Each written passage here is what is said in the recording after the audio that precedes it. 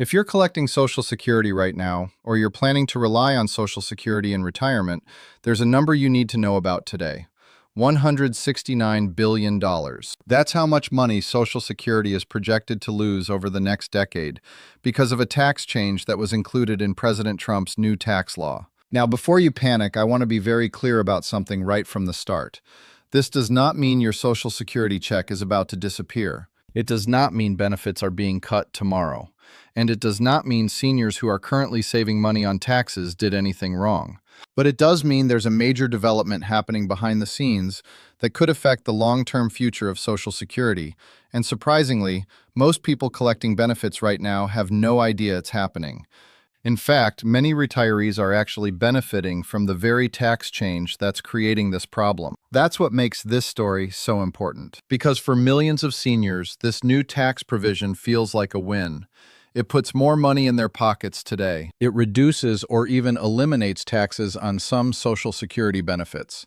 And at a time when groceries, insurance, utilities, and housing costs continue to rise, any extra money can feel like a lifeline. But according to the Social Security Administration's own actuaries, the same tax break helping retirees today is expected to reduce Social Security's funding by nearly $169 billion over the next 10 years. And that's raising an important question. Could a tax cut designed to help seniors now end up creating bigger problems for Social Security later? That's exactly what we're going to talk about today. We're going to break down what changed, why Social Security is losing revenue, how the new $6,000 senior deduction works, what the government's own projections are saying, and most importantly, what current retirees and future retirees should be doing right now if they're concerned about Social Security's future. Because once you understand how this all fits together, you'll see why many experts are describing this as one of the most overlooked Social Security stories of the year. Let's start with the promise that sparked this entire conversation. During the presidential campaign, Donald Trump repeatedly said he wanted to eliminate taxes on Social Security benefits. That message got a lot of attention.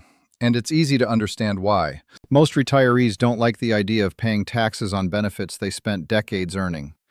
Many people assume that because they paid payroll taxes throughout their working years, their Social Security benefits should arrive tax-free. But the reality is more complicated. For decades, some Social Security recipients have been required to pay federal income tax on a portion of their benefits if their overall income exceeds certain thresholds. Those rules affect millions of retirees every year. Depending on income levels, up to 50% or even 85% of Social Security benefits can become subject to federal income taxes. That's been the law for many years. So when Trump proposed eliminating taxes on Social Security benefits, many seniors understandably got excited. However, once the legislation was finalized, something slightly different happened. The taxes themselves were not completely eliminated. Instead, lawmakers created a new temporary tax deduction specifically aimed at older Americans. Under the legislation, qualifying seniors can claim a deduction worth up to $6,000. And that deduction is having a significant effect. For many retirees, it reduces taxable income enough that they now owe substantially less federal tax than before. Some retirees who previously paid taxes on part of their Social Security benefits may now pay little or no tax at all. In practical terms, many seniors are ending up with the same outcome they hoped for. More money stays in their pockets, less goes to the IRS. For households struggling with inflation and rising expenses, that's not a small benefit. A few $100s or even a few $1,000s per year can make a meaningful difference when you're living on a fixed income. And that, for many retirees, is the good news. But now we need to talk about the part most people aren't hearing. Because Social Security doesn't just pay benefits, it also needs money flowing into the system to keep paying those benefits. And that's where things become more complicated. When most people think about Social Security funding, they think about payroll taxes. That's understandable. Workers pay Social Security taxes. Employers pay Social Security taxes. Self-employed individuals pay both portions. Those payroll contributions provide the vast majority of the money that supports retirement benefits, disability benefits, and survivor benefits. But payroll taxes are not the only source of funding. There's another revenue stream that many Americans don't realize exists. When retirees pay federal income taxes on Social Security benefits, a portion of that revenue goes right back into Social Security's trust funds. In other words, some of the taxes collected from Social Security benefits help finance Social Security itself. Think of it like a supplemental funding source. It's not the primary engine keeping the program running, but it is an important contributor. And when fewer retirees pay taxes on their benefits, less money flows back into those trust funds. That's exactly what the Social Security Administration's Office of the Chief Actuary recently analyzed. Their projection was striking. According to their estimates, the new tax deduction is expected to reduce Social Security revenue by approximately $168.6 billion between 2025 and 2034. That's nearly $169 billion that otherwise would have flowed into the program. Now, whenever people hear numbers this large, it can be difficult to understand what they actually mean. After all, government budgets often involve trillions of dollars. So let's put this into perspective. The concern isn't that Social Security suddenly loses all ability to pay benefits. The concern is that the program was already facing significant financial challenges before this tax change ever happened. In fact, long before the new deduction was created, Social Security's trustees were warning about the future of the trust funds. For years, experts have been discussing the same issue.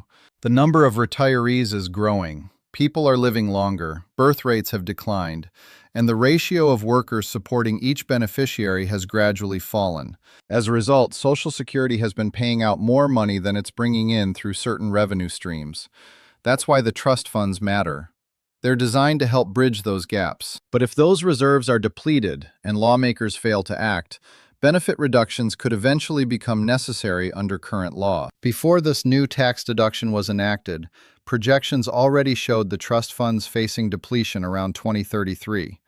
That was concerning enough. Now, according to updated estimates, that timeline may move even closer. Some projections indicate the depletion date could arrive as early as 2032.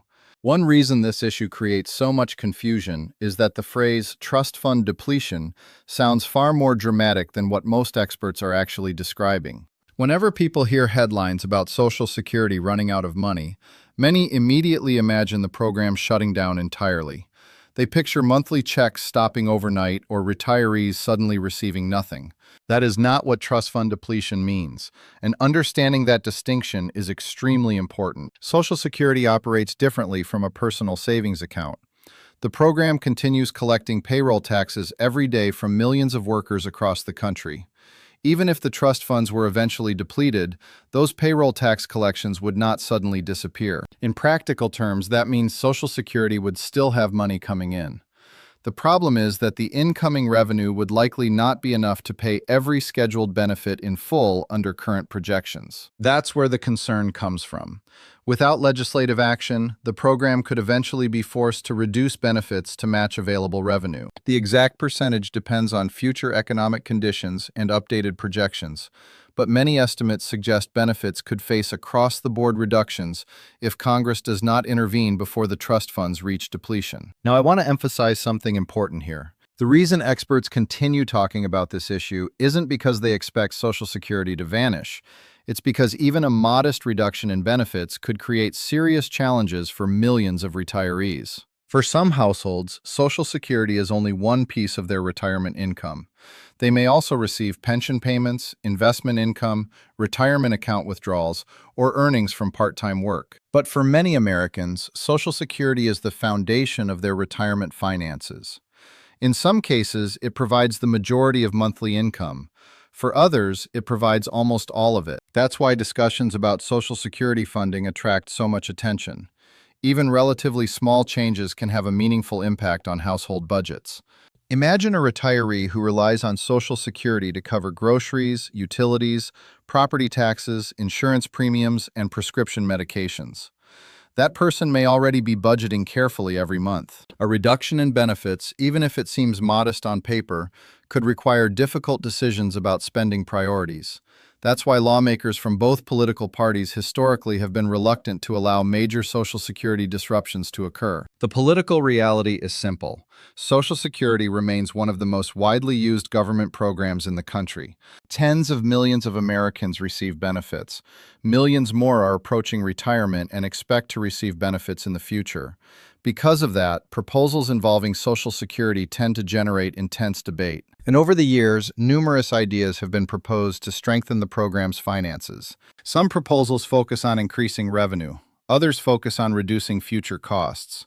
Some suggest raising or eliminating the payroll tax wage cap so higher earners contribute more. Others suggest gradually increasing the full retirement age to reflect longer life expectancies. Still others propose adjusting benefit formulas, modifying taxation rules, or creating entirely new funding mechanisms. Each approach has supporters and critics, and none of them are politically easy.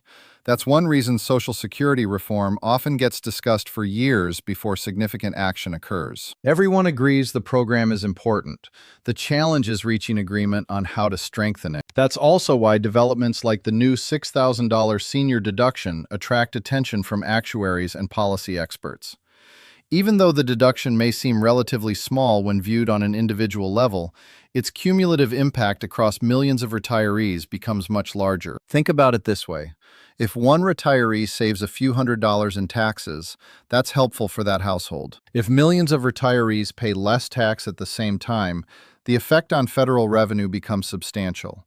And because taxes on Social Security benefits help fund Social Security itself, the reduction doesn't just affect the federal budget generally, it affects one of the program's own revenue streams. That's the part many Americans never hear about. Most discussions focus on how much money retirees save. Far fewer discussions focus on where that money would have gone otherwise. The Social Security Administration's actuarial analysis essentially attempts to answer that question. Its projections suggest that the reduction in benefit taxation will leave less money flowing back into Social Security over the next decade. Whether lawmakers ultimately decide that trade-off is worthwhile is a political question. But from a financial standpoint, the numbers help explain why some analysts are concerned. And it's also why this issue isn't as simple as saying the tax deduction is either good or bad. For many retirees, the deduction genuinely provides meaningful relief.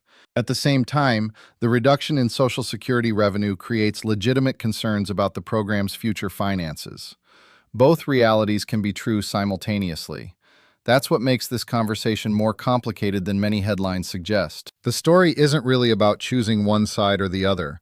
It's about understanding the balance between helping retirees today and protecting the long-term stability of the system tomorrow. And that's a balance policymakers will continue wrestling with long after the current tax deduction expires or is renewed. That may not sound like a dramatic difference. 1 year doesn't seem like much. But in government planning terms, moving a major deadline closer is significant. It means policymakers have less time to find solutions, and it means the pressure to address Social Security's finances becomes even greater. At this point, some viewers may be wondering, if the deduction is helping seniors, why not just keep it and find the money somewhere else? That's a fair question, and it's one lawmakers will likely continue debating. Supporters argue that seniors deserve tax relief. Many retirees are struggling with higher living costs. Healthcare expenses continue rising. Housing costs remain elevated in many areas, and fixed incomes often don't keep pace with inflation. From that perspective, allowing retirees to keep more of their own money makes sense. Critics, however, point out that Social Security's long-term financial condition was already under strain. Reducing a funding source without replacing it creates additional pressure on a system that's already facing challenges. That's why this issue has become such a complicated balancing act.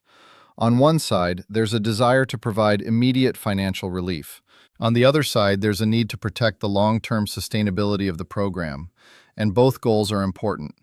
The reality is that many retirees need help today, but they also need Social Security to remain strong tomorrow. That's the challenge policymakers are trying to navigate. One detail that's especially important to understand is that this deduction isn't currently permanent. Under the law as written today, the $6,000 senior deduction is scheduled to expire in 2028 unless Congress extends it. That means the tax savings many retirees are enjoying right now could eventually disappear. And that creates another layer of uncertainty. If the deduction expires, some seniors may once again find themselves paying taxes on a larger portion of their Social Security benefits. But if lawmakers decide to extend the deduction, the pressure on Social Security's finances could continue for a longer period. Either path involves trade-offs. And that's one reason economists, retirement planners, and Social Security analysts are paying such close attention to what happens next. So what should retirees actually do with this information? First, it's important not to make financial decisions based solely on fear. Social Security is not disappearing next year. Benefits are still being paid. The program remains operational. And lawmakers have a long history of stepping in when major entitlement programs face funding challenges. However, it is wise to prepare for uncertainty. For retirees who are benefiting from lower taxes today, one practical strategy may be to save at least part of those tax savings rather than spending every dollar. If you're paying less tax because of the new deduction, consider directing some of that money toward emergency savings, debt reduction, or future expenses. That way, if tax rules change later, you're in a stronger position. For workers who haven't retired yet, the lesson may be even more important. The future of retirement planning cannot depend entirely on Social Security. Building additional savings through IRAs, 401k plans, pensions, personal investments, or other retirement assets can provide valuable flexibility later in life. The stronger your personal retirement resources become, the less vulnerable you are to potential changes in government programs. And that's true regardless of which political party is in power. At the end of the day, the most important takeaway isn't political, it's practical. The new senior deduction is helping many retirees right now. That's real. The projected loss of nearly $169 billion in Social Security revenue is also real. And both facts can exist at the same time. The challenge for retirees is understanding the full picture rather than focusing on only one side of the story. Because when it comes to Social Security, what matters isn't just what happens this year. It's what happens over the next decade. And that's the conversation Americans will likely be having for many years to come.